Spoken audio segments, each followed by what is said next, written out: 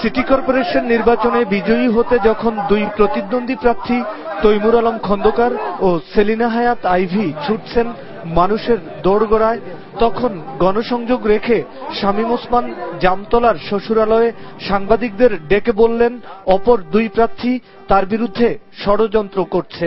জনসমর্থনের দিকে আমি এগিয়ে গেছি, সে এগিয়ে যাওয়াটাকে নস্যাৎ করার জন্য টাকার বস্তা হাতে কিংবা যে কোনো ভাবেই হোক কোনো জায়গায় ইচ্ছাকৃতভাবে ওই টাকা নিয়ে ধরা পড়ে বলবে আমরা শামীম ওসমানের পক্ষ থেকে এই টাকাটা বিতরণ করতে এসেছি। যখন আপনারা জিজ্ঞেস করবেন, আরেকটা খবর আমরা পেয়েছি, জঙ্গিদের তরফ থেকেও কিছু নাশকতা হতে পারে, নাশকতা করে নির্বাচনের পরিবেশ নষ্ট হতে পারে।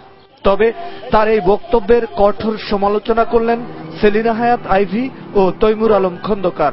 তারা জানালেন এই পর্যন্ত শামীম ওসমান অনেক গুজবই ছড়িয়েছেন যা থোপে টেকেনি। আমার টাকা নাই, উনি যে অভিযোগ করছে সেই অভিযোগের লোগো তারই হবে, কারণ বহিরাগতরা নারায়ণ শহরে, আর এই বহিরাগতদের কে আনছে? শামীম ওসমান আনছে। শামীম ওসমান জানে 30 তারিখে জঙ্গি হামলা হতে পারে, তাহলে আমাদের এত দেশের গোয়েন্দা সংস্থা রাখা দরকার কি? শেখ হাসিনা তার গোয়েন্দা সংস্থার প্রধান বানাই দিক। আমাদের দেশে একটা প্রবাদ আছে, খুনি শোক মিছিলের আগে থাকে। তার শেষ গুজব ছিল যে আমি বসে পড়বো, এই ধরনের একটা নিউজ টেলিভিশনে আসছে তার রেফারেন্স দিয়ে।